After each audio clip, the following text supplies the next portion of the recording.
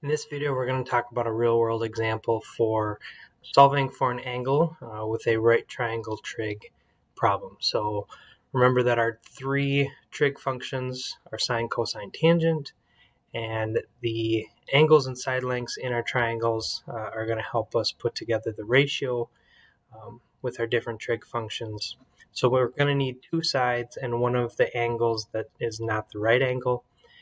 Make sure that your calculator is in degree mode. So again, looking at our trig ratios, we have sine, cosine, and tangent, and we should remember the acronym SOHCAHTOA, where sine is opposite over hypotenuse, cosine is adjacent over hypotenuse, and tangent is opposite over adjacent, where the angle that we're using tells us which of the legs is opposite and which one's adjacent. And remember, the two legs connect our right angle, and the side across from the right angle is always the hypotenuse. So in this example, we're going to be looking at, this is a toddler house bed frame that I put together. And as I was making it, you see that there are two pieces up at the top here with diagonal cuts that I had to make based on the dimensions that I wanted.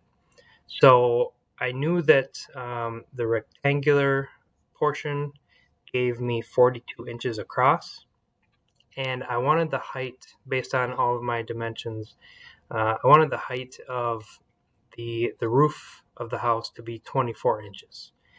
So based on these two measurements, I can use that to figure out at what angle do I need to make cuts here for these two pieces.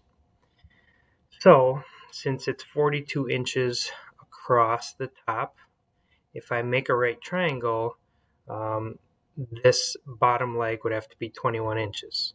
If we go back to this triangle, I can't use this entire triangle here because I don't have a right angle. So if we split, since it's isosceles, isosceles, where these two sides are going to be equal to each other, then I can cut it down the middle like I showed here, and now I have a right angle here, and now I just need to determine this angle. So here's that left side. Again, I wanted the height 24 inches, and the width was 42 inches, so I cut that in half, and we have 21 inches here. So based on these two, I need to find the angle here so I know what angle to cut. So if this is my angle that I'm working with, and these are my two legs, so I'm dealing with opposite and adjacent, that must mean I'm doing tangent. Because 24 inches is across from my angle, that means it's the opposite one. 21 inches is next to it, so that's my adjacent angle. So we're going to use tangent, which is opposite over adjacent.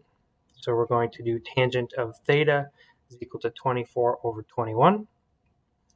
And now we want to solve for theta. So to get rid of tangent, we do the inverse tangent of our ratio 24 over 21. So I type that in exactly into my calculator. If you've got a calculator that doesn't allow you to type this entire thing in before pressing enter, you're going to want to do 24 divided by 21 so that there's a decimal in your calculator, and then you hit second or shift and the tangent button to give you inverse tangent. If you got the decimal 0.852, then that means your mode is in radians. So make sure to go back and change your mode to degrees. So you should have gotten 48.8 degrees. And because these two sides are pretty similar, I know that the angles are going to be pretty similar. So it's close to a 45, 90 triangle where these two angles are both 45. And since this gives me 48.8, that's close to 45, so that tells me I'm on track. So that's the angle right here. It's just less than 49. And if I'm thinking about the actual piece of wood,